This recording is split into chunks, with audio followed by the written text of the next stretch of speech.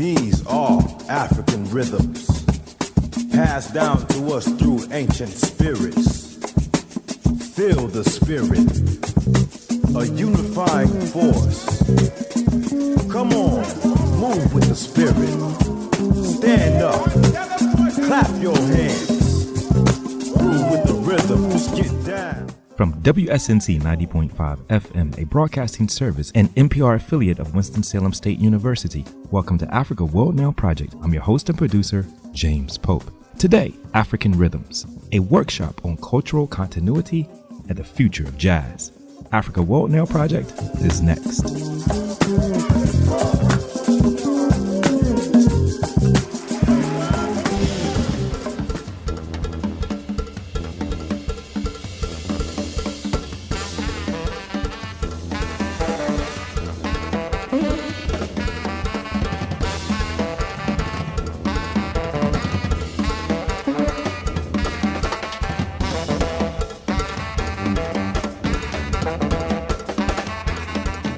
Descriptors such as jungle music, negro music, jazz, African American classical music, black classical music, spirit music, African rhythms have been attached to the vibrational human expressions that, once organized into various rhythms, notes, and harmonies, become what we have come to call music.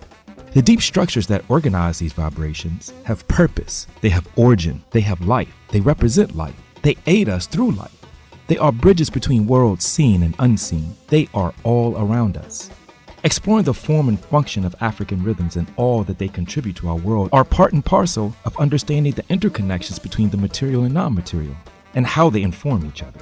This past April, at the Association for the Study of Classical African Civilizations, ASCAC, meeting held at Medgar Evers College in New York, a discussion titled African Rhythms, a workshop on cultural continuity and the future of jazz, was developed to explore what was laid out above.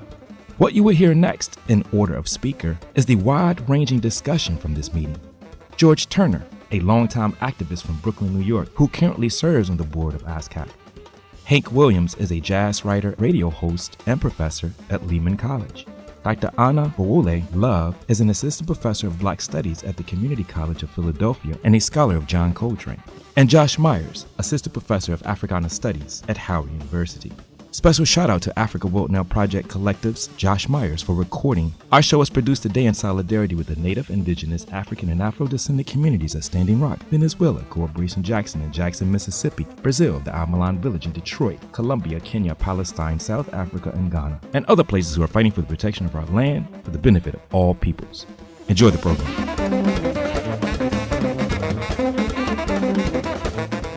Good afternoon. Well, jazz in its usual form was in New Orleans, and how it happened was that when the British colonized us, they let the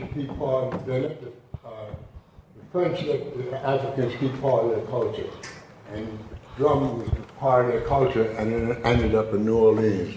The British took control of you, educated you into their system. So the people from the Caribbean like that, they were all superior to us in their mindset because they were educated to be Europeans.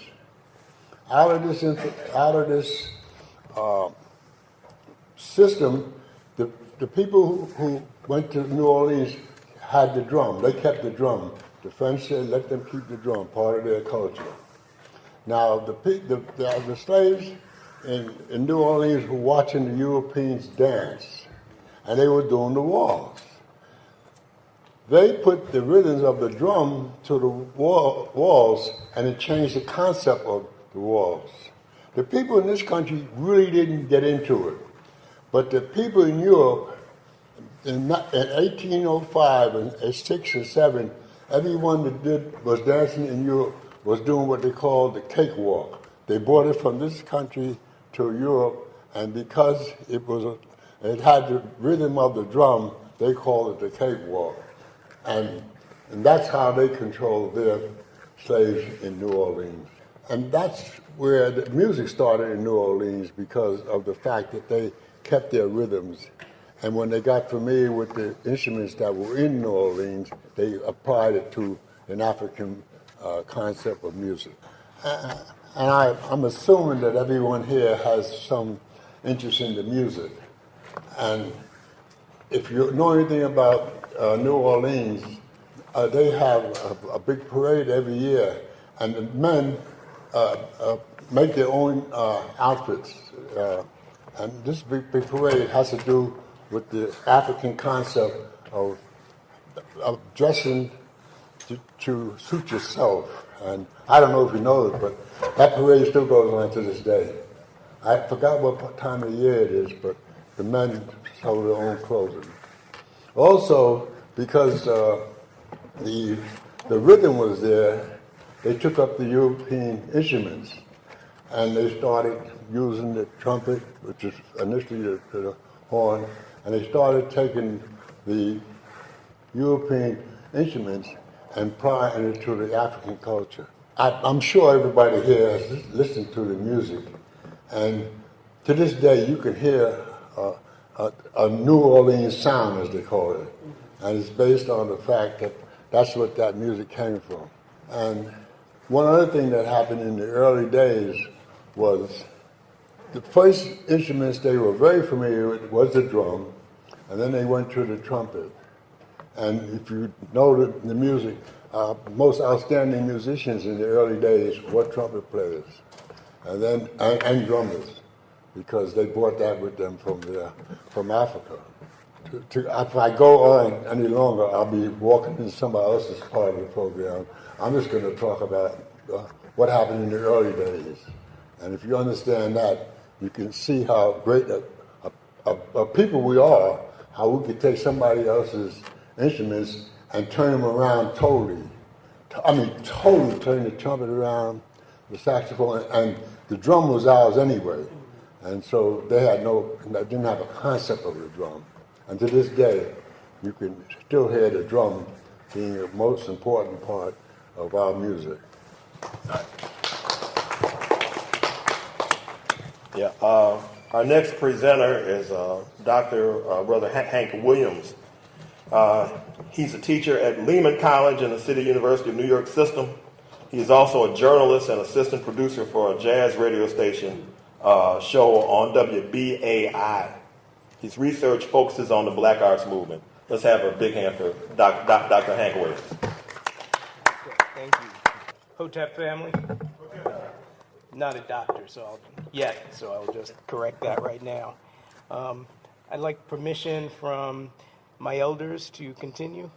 Thank you. So, title of my talk today is Randy Weston's Long Journey Home. And what I want to do is start a dialogue about Baba Randy as a Pan-Africanist in a very practical sense, and take a look at a snapshot of his prodigious artistic output and also his way of moving through the world as examples of how we might move in this direction ourselves. Fittingly, in Brooklyn, Weston's close to a lifelong home, I want to meditate also on how this reflects spatially in terms of how we negotiate space as African people and as creative people.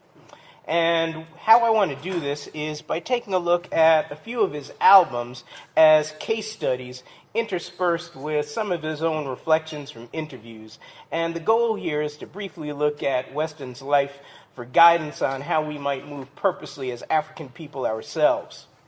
Weston was born in Brooklyn in 1926, and his father, who was a follower of Marcus Garvey and the UNIA, was a key early influence. And the UNIA's view of a unified consciousness of African people and a revisioning of history focused on the contributions of Africa and countering mainstream stereotypes clearly shaped Weston's consciousness from an early age. He told journalist Jeffrey Himes in a 1998 interview that, "I went to the library and read about the great kingdoms of Africa. I tried to find out what these kingdoms were like, what the music was like, what the clothing was like. I was already dreaming about Africa long before I went there. All children need that pride, but we really needed it because we had no knowledge of our own history. People told us our history started out with slavery." And this interview shows not only Weston's desire to discover the true African experience, but also a scholarly desire to make connections with Africa more than an affectation or a reference point, but a focal point for his life. It also shows the importance of cultural worldview and grounding and how that can shape one's life and the way one moves through the world. Weston's diasporic connection was also established early, as his father was Panamanian and his mother African American. Weston liked to say that his mother gave him the black church and the blues, and he got the Caribbean experience from his father. Weston also credits Brooklyn's nurturing musical environment as a key factor in his development.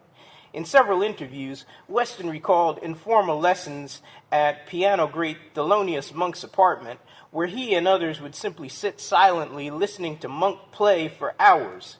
The two solo piano pieces Weston composed, titled African Village, Bedford-Stuyvesant, capture this idea of Brooklyn. He explains it in the liner notes for the 1991 Spirits of Our Ancestors release that, and I quote, African Village, Bedford-Stuyvesant is that part of Brooklyn where I grew up as a boy. It was the most popular part because that's where most of the clubs were, the ballrooms. So this song is just a description of that special community of black people from different parts of the world, from the Caribbean, from the southern part of the United States, from the West. For me, it was like an African village, despite the fact that it was located in Brooklyn, New York. And Dr. Leonard Jeffries Jr. has spoken of a similar experience in Newark, New Jersey. But the African village is a suitable metaphor for Weston's approach, although he envisions the village in global terms, encompassing the entire diaspora from Morocco to Bed-Stuy. But in these two pieces, Weston composed Bedford-Stuyvesant, often regarded in derogatory terms as a rundown slum, is reimagined by Weston's expansive vision, in a contemplative piano piece.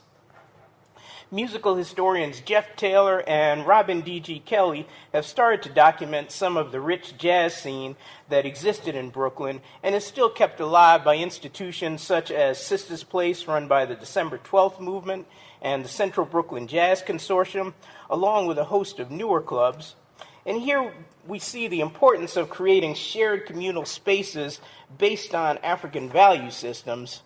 But this also brings us to the idea of space in a very literal sense, and also space in a musical sense, particularly urban spaces, and how we might negotiate the reality of where we live and how we might adapt to new times. And what I want to do very quickly is attempt to fuse both sonic and urban ideas of space. My colleague on this panel, Josh Myers, writes in a short piece titled Accompaniment by Piano of Space in Music as realization of one's accompaniment by forces, by spirit. Space as arrangement of silences created out of accompaniment. Space as hearing of the silences as preparation for improvisation with the self, with others. Space as connections with other dimensions of ourselves. Accompaniment as demand for listening to others. Space as living memory. Accompaniment as living together, loving together. But if we think of space as real, living, imagined, inhabited places where we purposefully interact with each other, negotiating our own lines through the subway, on sidewalks, in crowded bodega aisles, in shared apartment laundry rooms, as similar to the negotiation that happens on the bandstand, accompaniment being the possibility of living full lives with the conscious interaction with others as African people, then we can see how the translation of a musical sensibility that makes one hyper-aware of interactions with those around us makes some sense. The late Nuyorican scholar Juan Flores suggests in his book Divided Borders the type of interactions he witnessed between Black and Puerto Rican communities based in New York as an alternative to the discredited melting pot theory, arguing for what he calls the Caribbeanization of New York, the successful interactions of different African descendant groups of people who keep rather than discard their cultural systems and engage in a system of collectively reaching out to other groups to negotiate urban space in a process of growing together, as Flores calls it, as an alternate model. one we see in the Weston family's successful example and in Weston's music. And to turn back to Weston, and his music, he called his late career ensemble simply African Rhythms. And Weston's diasporic vision places Africa and its rhythms as the main link between all African-derived music radiating from the source, no matter where it is performed. He explained his preference for the term African rhythms rather than jazz in a 1970 interview, saying that I play calypso, I play jazz, I play Latin, I play African music, so how can anybody just call me a jazz musician? What I do is use the root of all this music, which is Africa and the rhythms of Africa. And we can see a good example of this, of Weston's African-centered approach in his 1960 Uhuru Africa recording, produced 1 year before his first actual trip to the continent. It blends orchestral arrangement, jazz improvisation, quote-unquote jazz, I should say, liner notes and lyrics by Langston Hughes, and a spoken Swahili invocation. Weston said that the purpose of the record was to show that all black people of African descent are related to one another. And he deliberately sought out artists from different entertainment fields. Noted actor Brock Peters narrated the Langston Hughes composed lyrics on African Lady.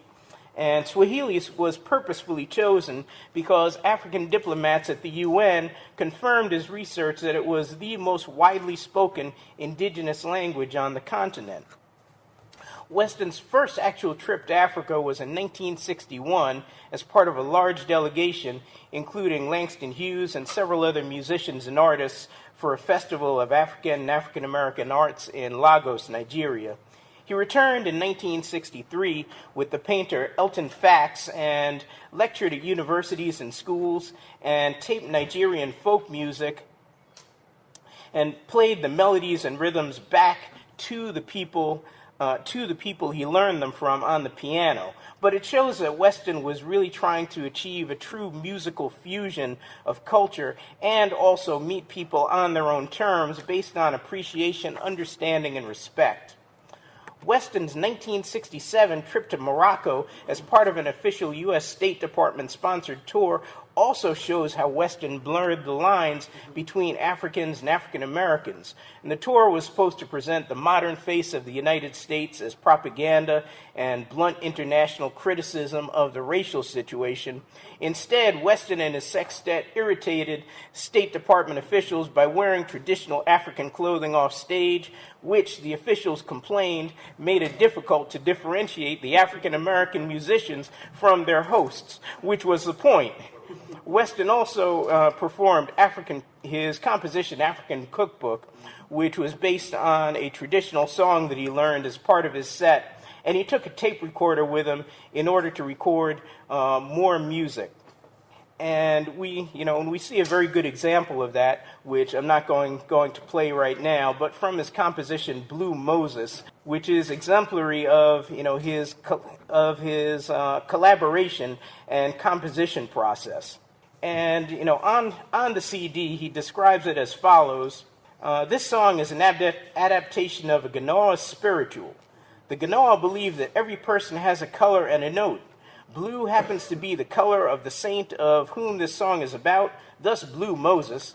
Blue is also the color that I responded to in a Ganoa ceremony. And here, Weston joined traditional Ganoan musicians from Morocco with greats such as saxophonist Pharoah Sanders and the trumpeter Dizzy Gillespie. But the collaboration on spirits is a further demonstration of Weston's practice rather than theory-based approach to Pan-Africanism. That's evident from his interview with Arthur Taylor in Notes and Tones. Weston said, "I feel that somehow our destiny as Afro-Americans is to help draw all the other people of African descent together. I think this is our purpose. I'm convinced that we have to have a homeland, and I think Africa is the place." Weston and his African rhythms do so on several levels. However, elements of Weston's output that suggest an African-centered focus are the invocation of Africa in composition titles, imagery and information included in liner notes, as well as frequent collaborations with African musicians, extended visits to the continent, adaptation of traditional African melodies, and use of traditional African instruments. Western standard use of African percussion by the percussionist Neil Clark in his ensembles is symbolic of the commitment to cultural fusion that Weston has been after for years in his effort to create an African cookbook, as another one of his compositions is called, or a synthesis of styles and flavors honoring the entire diasporic tradition while allowing each part to stand out on its own. Once in a 2010 interview, I clumsily asked him what he thought of free avant-garde jazz, and he pushed me to further qualify the question, and I then clumsily mentioned a few different artists and collectives as examples. His answer was a simple yet very profound one. Who's freer than Louis Armstrong, he asked, and it was a question I had no answer for at the time. The correct journalistic response would have been to ask a follow-up question, pushing him further toward clarity, and maybe I should have done that.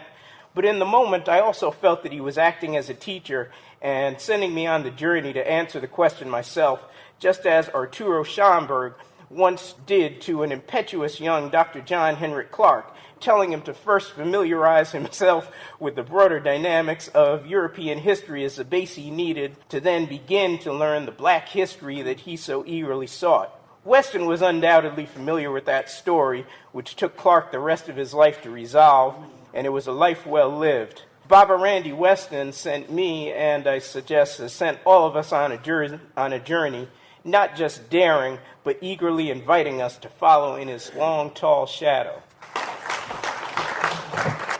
Asante, Brother Hank Williams. All right, next is Dr. Anyabwile Love. He is a Philadelphian, received his PhD in Africana Studies from Temple University. He currently teaches at the Community College of Philadelphia. I'd like to ask permission from the elder to speak, please. Honored to be here. The original title of my paper was Maroon Music, Rejection, Not Retreat, and I'll explain that in a minute. I changed it to the Conda and the Apprenticeship of the Black Musician as the paper developed. But initially, again, it was called Maroon Music, Rejection, Not Retreat. Part of my introduction speaks to the original title, but we'll get to the Conda. The title of my paper then is in part informed by Holly Garima's Rejecting the Idea of Infiltration. And this, of course, is an image from Holly Garima's Bush Mama. I think this is 1976. This footage was included in the actual film, but this was actually happening. They were being accosted by the police in L.A. as they were filming. And Holly Garima and all of his genius said, I don't need to edit this part out. I'll just add it to the film and make more sense of what the film is going to be. But this is an image of it. But again, it was Holly Garima rejecting this idea of infiltration. In one interview out of Black Grill in Philadelphia, he was asked how he felt about black filmmakers infiltrating the film industry. And Garima asked, who among the infiltrators returned home? Who made it back? My logical conclusion to this query was, what role does the community, or as the Bantu Congo says, the Conda, which is, we go back to the new title, this Conda or community. My response was, what role does the Conda play in the lives of our culture creators, our artists, and more specifically to this talk, our musicians? This paper considers how the earliest of African ways of knowing and doing, because that's how we were instructed, right? You go back as far as you can to see what our people did, and that informs us. So this paper then considers the earliest African ways of knowing and doing and how it informed the apprenticeship and responsibilities of the modern black musicians throughout generations. It concerns itself with the necessity of rejection of the dominant controlling interest groups. And this is just a brother on a hunchback. I like to sometimes just pull random photos that kind of makes the point. And always consider, what was this brother considering as he's playing his banjo amongst all these white folk fighting for freedom? But how do we reject the dominant controlling of the interest group is what we will focus on as we look at the apprenticeship model throughout time. We must first begin with a discussion of memory. Stuart Hall, and I used some of these notes from a previous talk I gave for ASCAC dealing with Stuart Hall. He notes that archive is only an archive if it allows us to have a conversation between past and present. Utilizing this idea of creative works and accessibility through archives, we understand then that this work is memory work. As archives animates the dead, it remembers who we are, where we come from, and why we came. It informs our arrival in spite of the circumstances. Hall continues that memory has many tropes. One is short-term memory. Second is systematic forgetting. And most related to this talk today, a disavowal or erasure of the collective institutionalized memory, or willful forgetting. A conscious piece of erasing people's history, our history, from view. As we continue to consider the ways in which we can further engage the work and the world of our ancestors, we must in turn then our attention to how they engage the spirit world.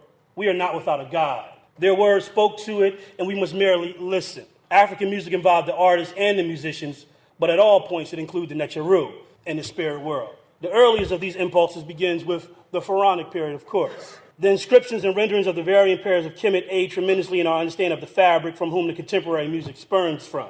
And as this music would then migrate out of Egypt, out of Kemet, and find its way into West Africa, it becomes a continuum then of traditions and norms born out of and resembling the cultural norms of Kemet.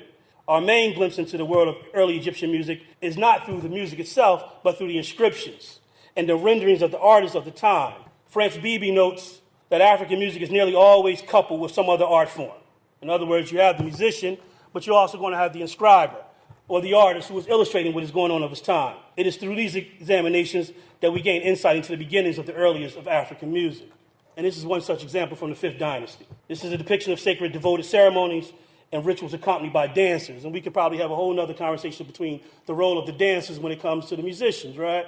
Who informs who? Many would say it's the musicians, the dancers, who actually tells and sets the tempo for the musicians. But this is one such inscription of, or as Beebe again said, there being a duality or multiple ideas when it comes to the arts. Because specific musicians of this time remain relatively obscure, we gain glimpses through the artists. Liza Manishi, who has researched and written extensively about early Egyptian music, comments that, quote, the Egyptian artist had one main task, to render his subject in a manner which was to him the correct one. While pictorial representations abound and classical authors give an occasional glimpse of musical practice in Egypt, literary sources concerning Egyptian music are in general meager. Such representation on public and private monuments are carved or painted with great accuracy, and they can tell us a good deal about the instruments and how they developed over time, the techniques used to play them, and the types of ensembles that were enjoyed at the different periods. So again, to this inscription here, we get an idea during this period of the 5th dynasty, we have a location, and we get an idea of what was going on, to Manichi's point. As we continue, then, it is through an examination of the artist's renderings of Egyptian musicians and the remaining intact instrument artifacts that we can gain greater insight into the beginnings of the earliest of African music. Manichi continues, without the draftsman, the painter, and the sculptor, we would know little about the people who played the ancient instruments, many of which have survived. And so without the documentation or these inscriptions, we would have the instruments, but we wouldn't necessarily know in what place they were played, right? These surviving artifacts and instruments provide a narrative into the world of the Egyptian musician. They are material and intellectual records. Recordings which Ahmad states leaves no doubt as to the technical, intellectual, and artistic skills of the people who produced Egyptian civilizations. Artistic inscriptions also give us insight into the relationship between music and Egyptian cosmological beliefs. One such depiction is found in the staircase. Now, I don't know that this is the exact staircase, so I won't say that it is, but this is what I came up with using the location and the name. One such depiction is found in the staircase, and we can see the staircase in the foreground there, in the temple of Haset and Dendera, Haset, representative of music, dance, love, fertility, and again, what Manichi classifies as cosmic music, has at this temple a hymn penned for her. And the hymn goes as such: the sky and the stars make music to you. The sun and the moon praise you. The gods exalt you. The goddesses sing to you. I would like to transition out of this by way of another example to begin to demonstrate the apprenticeship model that would inform the development of the modern black musicians. Returning to the abundant corpus of artist renderings in the Pharaonic period, we gain insight into the context of classical era African work songs. Work songs could be depicted in honey narratives as well. Instruments depicted in these settings included clappers, rattles, jingles, flute, and the body. We'll get to Coltrane a little bit later, but one time Coltrane said he ran out of music to play on the saxophone, so he started just banging on his chest, because he continued to make music. So the body is instrument. And it was not just limited to clapping, again, but other parts of the bodies were slapped to vibrate musical sounds. Manichi suggests that prior to the Pharaonic periods, the evidence of the work song beliefs are very difficult to interpret. And while depictions of labor requiring rhythmic synchronicity, which imply music can be found in reliefs from as early as the so-called Old Kingdom, some of the earliest distinctions depict African work songs can be found from a building from the New Kingdom of Akhenaten, dated around 1365. This scenic relief drawing shows women in a highly wooded area with tambourines, both round and rectangular, in hand, scaring birds from a tree. Let us refer then back to Beebe to extend the frame of this conversation. He suggests two basic facts regarding African musical cultures. One, that music is an intricate part of African life, quote, from the cradle to the grave. And two, that music in Africa covers the widest possible range of We are currently listening to a recent discussion titled African Rhythms, a workshop on cultural continuity and the future of jazz, which was developed and delivered at this past April 2019 Association for the Study of Classical African Civilizations meeting held at Medgar Evers College in New York. The thinkers you are listening to in order of speaker is George Turner, a longtime activist from Brooklyn, New York, and who currently serves on the board of ASCAC. Hank Williams, a jazz writer, radio host, and professor at Lehman College. Dr. Anya Bowole Love, an assistant professor of Black Studies at the Community College of Philadelphia and a scholar of John Coltrane, as well as Josh Myers, an assistant professor of Africana Studies at Howard University. Special thanks goes out to Africa Vote Now Project's collective member Josh Myers, who collected audio from this important conversation. Our show was produced today in solidarity with the Native, Indigenous, African, and Afro-descendant communities at Standing Rock, Venezuela, Corporation Jackson in Jackson, Mississippi, Brazil, the Almalan Village in Detroit, Colombia, Kenya, Palestine, South Africa, and Ghana, and other places who are fighting for the protection of our land for the benefit of all peoples. Continue to enjoy the program.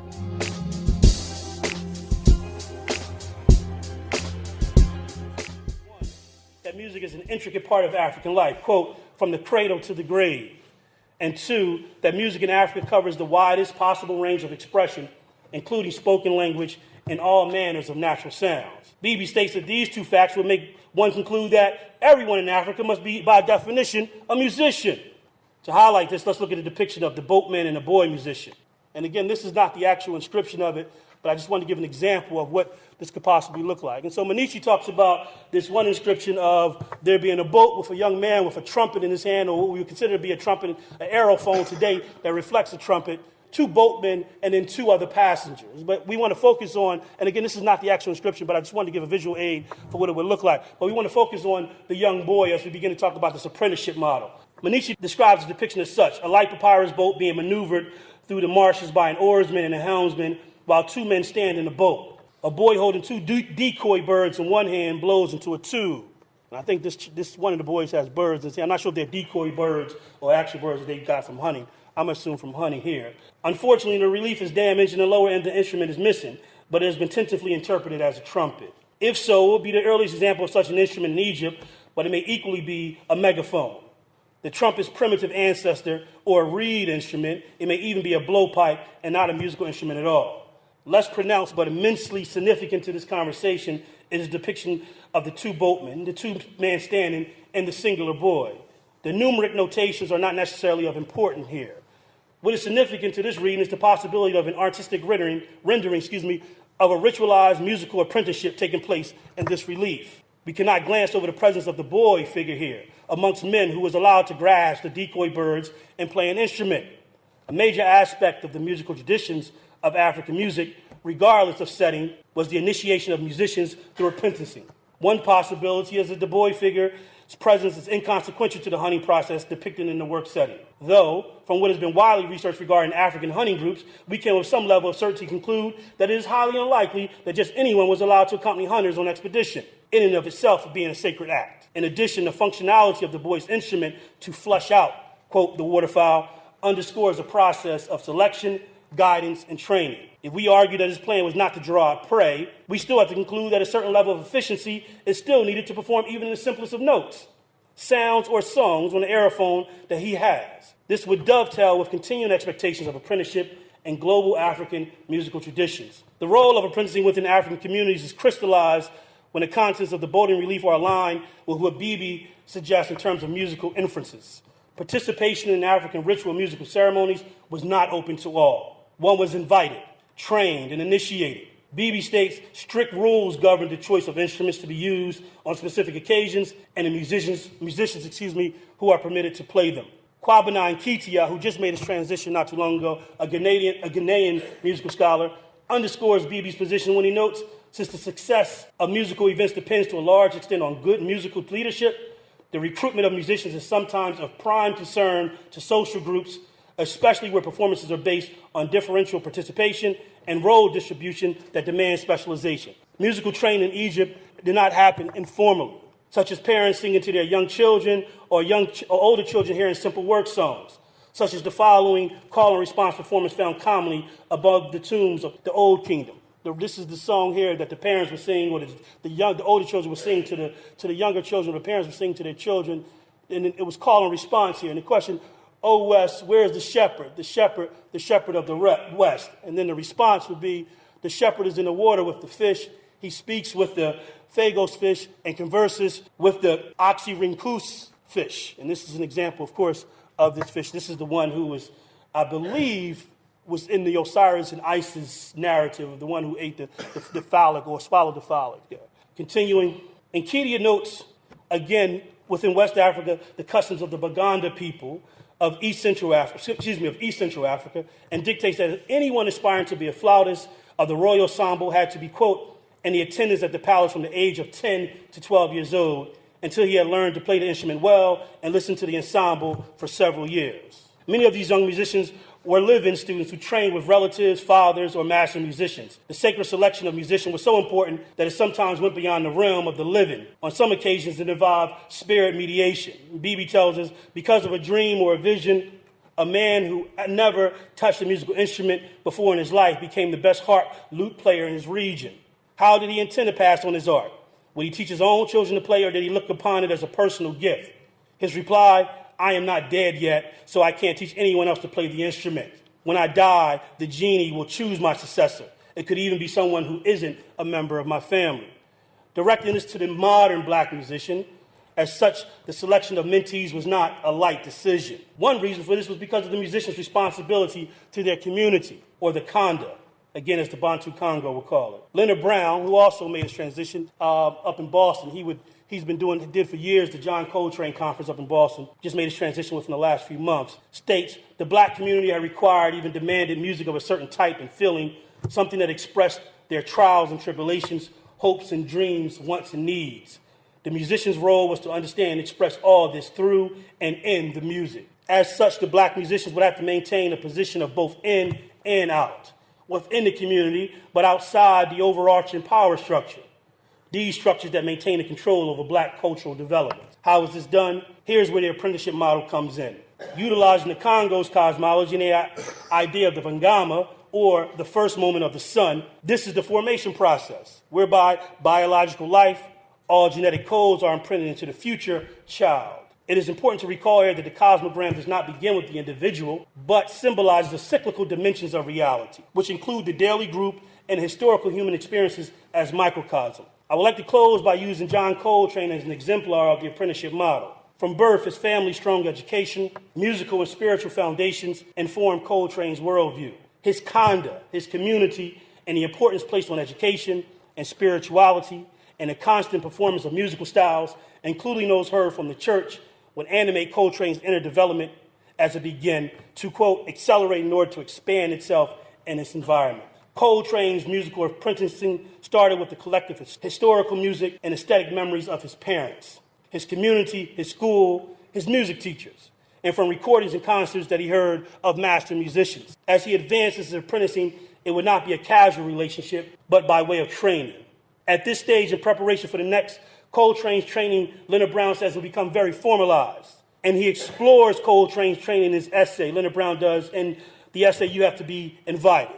Brown notes that the oldest method of passing the music on is the oral tradition, in which musical knowledge and performance practice is carried on through a people's memory and history. Brown notes these musicians were a part of the community and shared common experiences of black Americans. As pioneers, they collectively conceptualized and created stylistic approaches based on black cultural aesthetics. Consequently, the musicians had the responsibility of determining to whom, when, and where this knowledge would be passed. There was no jazz study programs at this time.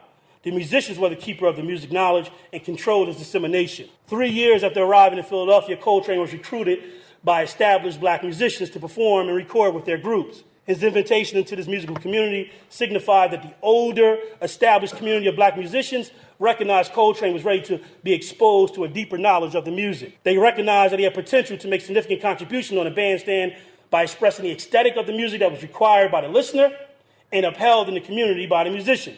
The choice of Coltrane reflected his preparation, his ability to accept instruction, and a desire to carry the weight, so to speak, of the long arc of cultural memory. Brown notes several other qualities that Coltrane had to exhibit to be apprenticed or selected. Coltrane, then as a specialist, as a master, fulfilled the requirement of the community. Within the Bantu Congo society, an individual in the community were only accepted as members if they demonstrated did they bring something for the well-being of the Congo. Coltrane would also serve as protector of the culture.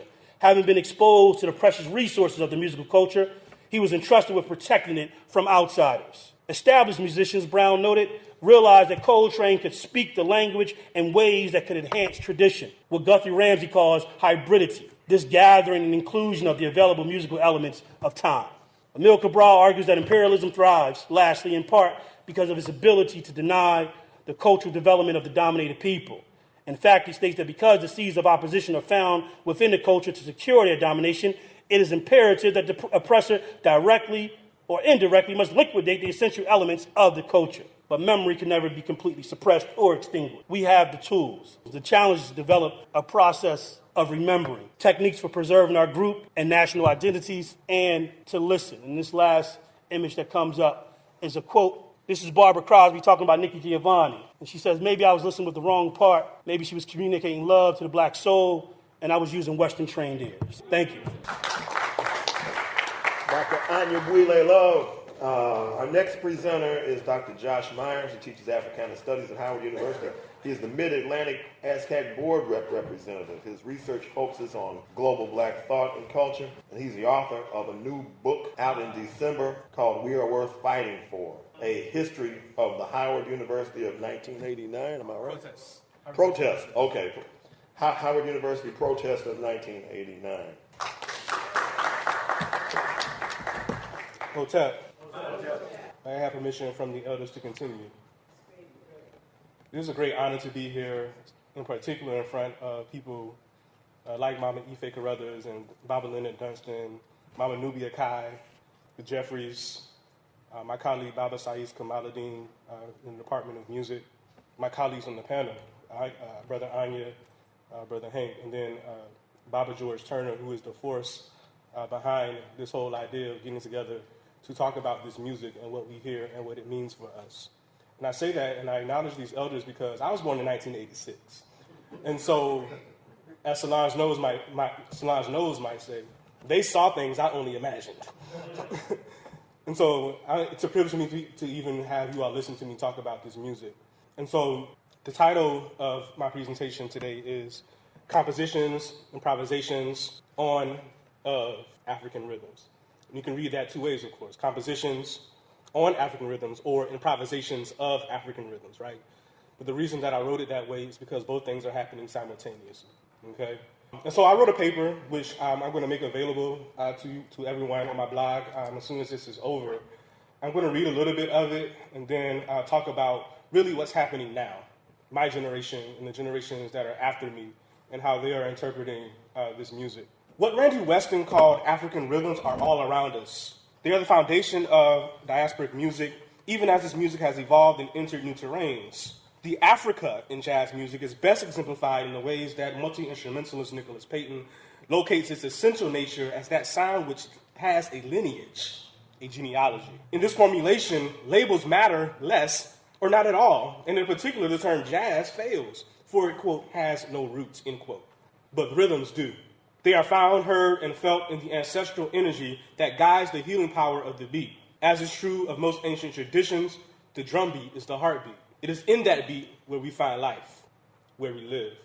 The beauty of all of this is, to borrow from the title of a Kamasi Washington tune, the rhythm changes. In the music, we chart that change not through album sales or popularity, but in the state of improvisation and its relationship to composition. What does it mean to compose, improvise in, within, upon African rhythms? And what might thinking and tracing those moments where we find space devoted to improvisations reveal about our collective struggle for liberation? We're in the midst of a generation of artists committed again to addressing these concerns. This is not to say that we are in the midst of a renaissance, which too often gets read as a unique moment and obscures the reality that we are seeing a genealogy that never stopped moving within the tradition and toward our ancestors. Indeed, the Renaissance never ended.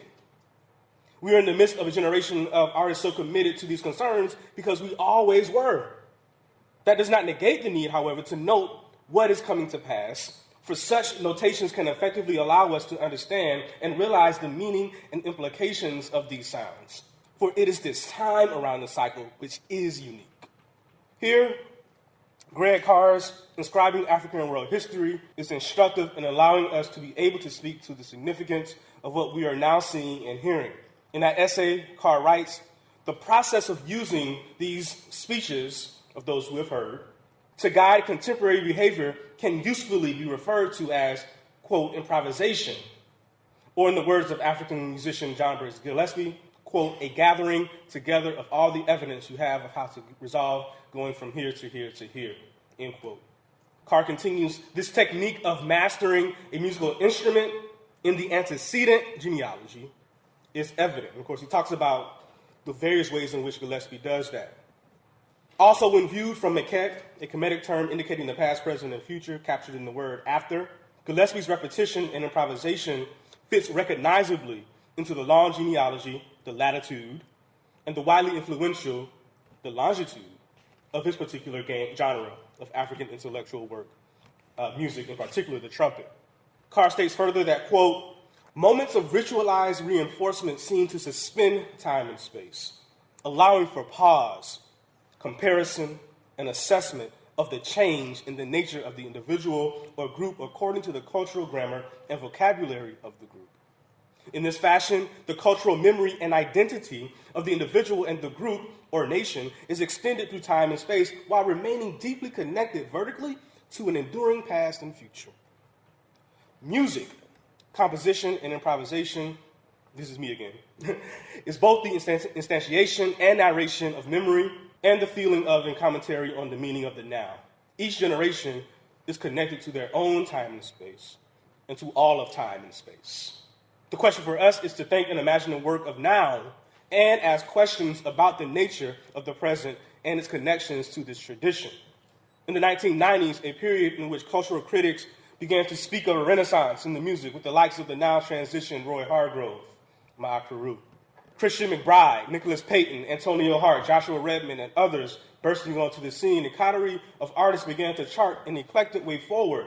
The shape that jazz was taking under the imprimatur of American classical music became increasingly cathedralized in the elite art scene, but the Chicago-bred saxophonist Steve Coleman and the M-Bass Collective were after something different.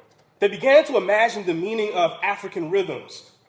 Coleman developed an artistic imagination that sought to connect the expressive worlds of cosmology, history, science, and technology to various theories of music. It was oriented towards thinking through space and time and crafting ways of hearing what exists in this world and the larger universe of which it is a part. But in order to do this, he drew upon the ancient traditions that gathers together those conversations, including classical Africa. With his 1999 record, The Sonic Language of Myth, Coleman developed the sound of African deep thought through a rigorous immersion in the wisdom, religious, scientific texts of Kemet. He describes the project as, quote, being derived from Kemetic astrological, astronomical, and metaphysical sources, all of which are symbolized through the use of sonic structures, the forms, the rhythms, and tones, plus intent, emotion, and intuition, that masquerade as compositions. It is my belief that this form of communication can be a more direct transmission of information than ordinary language. As we study and learn the language, we might also think with artists like Coleman who try to map upon its meaning that which can be felt through rhythm, African rhythms. For it is true, as Coleman argues, that, quote, music communicates information, emotions, consciousness, and spirit in a direct and abstract manner. It is the perfect language to express life in all its manifest forms because everything is vibration, and one can present vibration directly as sound, end quote. Over the course of 7 compositions titled Precession, Ma'at, The 12 Powers, The Gate, Seth, Asar, Reincarnation, and Heru, Redemption, Coleman, and an array of special guests, including a young Jason Moran and Ravi Coltrane, walk us through the comedic expressions of the meaning of this experience that we call life. On an earlier record, The Sign and the Seal, 1996, by the way, part of Coleman's artistic practice is to give his music away. And so this is one of the albums that he just gives away online for everybody that wants to listen to it. Coleman had utilized his experiences of traveling to Cuba to work with the group Afro-Cuba de Montañas to connect various African diasporic threads together. Understanding the centrality of the Yoruba, Bakongo, and other African spiritual systems to these diasporic contexts, Coleman followed a long path with artists like Dizzy Gillespie and Catherine Dunham in composing works that sought to express the power of African diasporic spirituality, not as muses, but as companions to living in harmony and excavating common understandings of the nature of the universe. Again, the album demonstrates that it was rhythm that underlay the potential of arriving at African diasporic cultural unity, what Coleman called, quote, rhythmic tonal figurations, end quote. Those rhythmic tonal figurations, he argues, move in cycles. And as you see demonstrated on the artwork, there's a very clear connection to African spirituality that he tries to sound in his music. The sign in the seal is the sound of the African diaspora aware of itself in time and space. A decade or so later, with Coleman, Hargrove, Payton, and others serving as direct influences, the emergence of artists like the Oakland-born trumpeter, 36-year-old Ambrose Akinmusire began to take their places. The child of Africans from Mississippi and Nigeria, Akinmusire's sound might be best understood as meditative. It is a sound that caught the attention of Coleman, who subsequently invited him on tour as a teenager. Listening to that sound generates a solemnity that is driven by the urgency of reflecting the realities of strife around us, in particular, the seeming ubiquity of violence of all kinds, state-sanctioned violence like police brutality, and the more deliberate violence of neoliberal poverty and dispossession. Though branded by some as, quote, a Black Lives Matter artist of sorts, there's, of course, much more than this movement to meditate upon. And in his work, this comes through in the development of his compositions. What we might be, absent the violence of the world, is confronted and revealed very clearly in his first two albums with songs like The Dreams of the Mampanese, MITAG, My Inappropriate Soundtrack to a Genocide, and the composition called Henya. In these compositions, we are ushered into the meditative realm through what he called the sustain, an attempt to extend the length of the notes that are possible in jazz composition. A strategy he continued most glaringly in The Imagined Savior Is Far Easier to Paint, an album he released in 2014. Of that project, Akinmusire remarked, quote, composition is what I've been focusing on the last few years. I want to be able to write a song and not have it need improvisation, end quote. This is perhaps also to say that the work of composition is to create the beauty and force of improvisation. The sense of the sustain and the question of the composition as improvisation generated a momentum that allowed his sound to reach yet another level of possibility, which is best seen in his live performances. I would encourage everyone, if you get the chance, to witness this brother live. In 2017, he released A Rift in Decorum, which was recorded live and demonstrated an intense meditation that was now driven by rhythm. Adding to the layers achieved in his earlier music, the fellow Oakland native and drummer Justin Brown punctuated the space that was cleared by Akinmusire's trumpet in songs like Tamor's World and the bass lines of Umteo. They forced us to reckon with strength and power and repetition of the very thing that provides us with room to breathe, to be. This past year, we witnessed his most experimental turn, an attempt to fuse worlds of classical music and hip-hop with Origami Harvest. Together with a 22-minute companion video, the project takes Black life to be a question of survival, but it relishes in the possibility. In perhaps one of his most striking and relatively unheralded projects, Akinmusire takes up the history and memory of what it might have sounded like to suffer under the exploitative regime of prison labor camps. Focusing on the sound of Black women, this commissioned project, commissioned by the Berlin Jazz Festival, entitled May May, takes the voice of an imprisoned seamstress, Maddie Mae Thomas, who was recorded as she worked by the Works Progress Administration worker Herbert Halpert in 1939. Her voice was archived in a collection called Workhouse Blues, and Akinmusire plays with her voice as the generative force of a suite that features a sextet of blues interpreters, like Gerald Clayton on piano, Joe Sanders on bass, Marvin Sewell on guitar, Dean Bowman on additional vocals, and Kendrick Scott on drums, as well as the co-composer. Thomas is credited too, of course. And in the credits, she is seen as the voice, live, and in spirit. The three movements in the suite are also dedicated to Akinmusire's mother, Cora Mae, who grew up 10 minutes down the road from the infamous Parchman Penitentiary, where Maddie Mae was recorded. Each component of the suite speaks to the necessity of allowing spirit the space to narrate life's meaning. The patience to listen for such narrations is arranged through the meditative, the sustainment of the note. It is in its compositional value, its attempt to direct us to possibility inherent in even the most dire circumstances that mark May May as significant. It is as if Akinmusiri wanted to articulate the meaning of liberation as imagined and understood by those black women who sustain life in ways that we would never know unless we knew them intimately. And it is from that intimate knowing that Akinmusiri inscribes meaning. After working through these meanings on the through these meanings on the trumpet, is the heir apparent to the New Orleans traditions on that instrument, also 36-year-old Kristen Scott Atunde Ajua. The nephew of saxophonist Donald Harrison, who like Christian is an initiated chief in the Afro-Indian spiritual systems of the region. His music has been known to stretch. Indeed, stretch music is the name given to the sounds that Scott has developed over the last 5 years. Building on his earlier works in and around jazz, Scott, after having taken the name Atunde Ajua on his 2012 record, sought to imaginatively blend sounds from the indigenous peoples of North America, Africans from the Caribbean, as well as from West Africa, and sometimes with the trap beat. With bands that have alternatively deployed guitar and alto saxophone players along with his trumpet, records like his 2015 album, Stretch Music, and his Centennial Trilogy, 3 albums that were released in 2017, showcasing a demonstrable focus on these rhythmic influences. And as with earlier works, like his Anthem 2006, which is a tribute to those who were victimized by the state during Hurricane Katrina. And Yesterday You Said Tomorrow, the focus on questions of justice remained. To describe Christian Scott Atunde Ajua's playing is to explore the connection between sound and breath. In some of his most moving solos, he reaches a point where it seems as if he has lost all of his breath, as if the instrument itself has come alive and taken more than what he had bargained for. And it ushers him to a place where it seems he will not recover. And then at the critical moment, the sound returns with a flourish that seems to leave both player and audience stunned.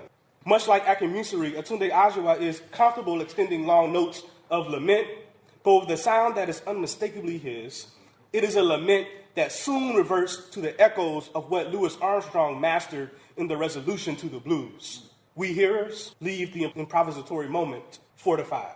The first time I witnessed this sort of exchange was in Washington, D.C. around 2014, when in the middle of his solo, Atunde Ajua drooped over seemingly in pain and dropped out of the moment.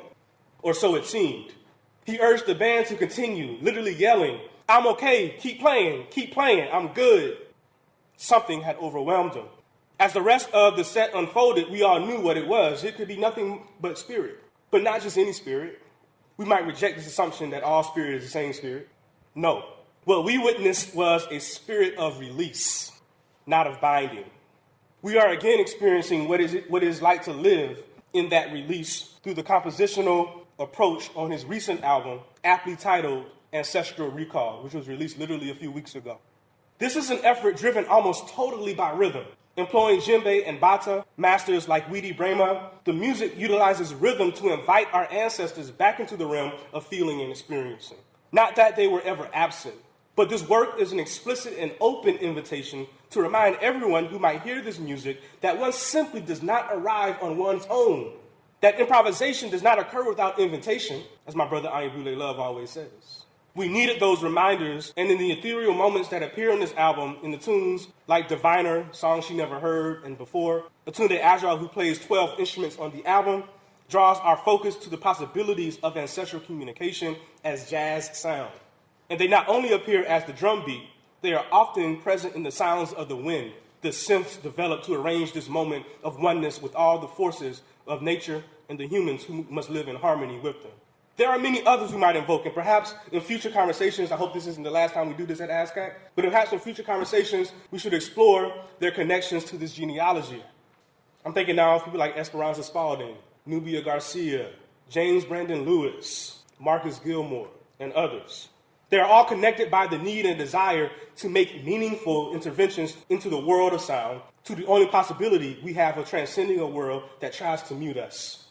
Earlier this week, the South African pianist Abdullah Ibrahim visited Howard University to offer a masterclass. After listening to young piano students play original arrangements of jazz standards, he sat in the front of the room and dispensed advice to them, driven by what he heard.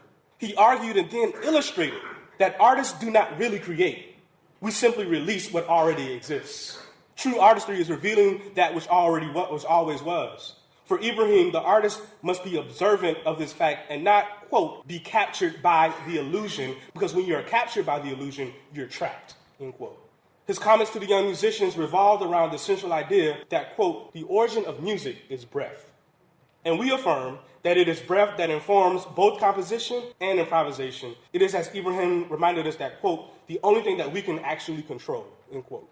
Another illusion is that the music is dead or declining. It is an illusion driven by the commodification of the form, but there is something that resists commodification, as Nicholas Payton and others write.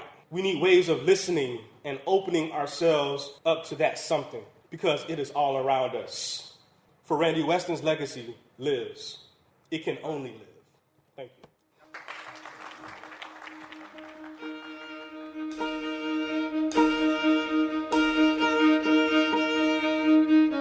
That's it for Africa World Now Project for this week. I would like to thank you for joining us today and look forward to spending time with you next week. We can be reached through all your regular social media platforms. Email africaworldnowproject@gmail.com or follow us on Twitter at AFWRLDNWPRJ. I'm your host and producer, James Pope. The Africa World Now Project Collective consists of international media journalist, executive producer, and human rights activist Muizu Mutali, Africa World Now Project media correspondent Funda Ngunda, senior research, content contributor, and production director Dr. Tasneem Siddiqui, senior researcher and content contributor and production associate Dr. Josh Myers, associate producer and content contributor Dr. Keisha Khan Perry, technology advisor is Byron Gray of Grayworks Technology, and creative director is Judah Pope.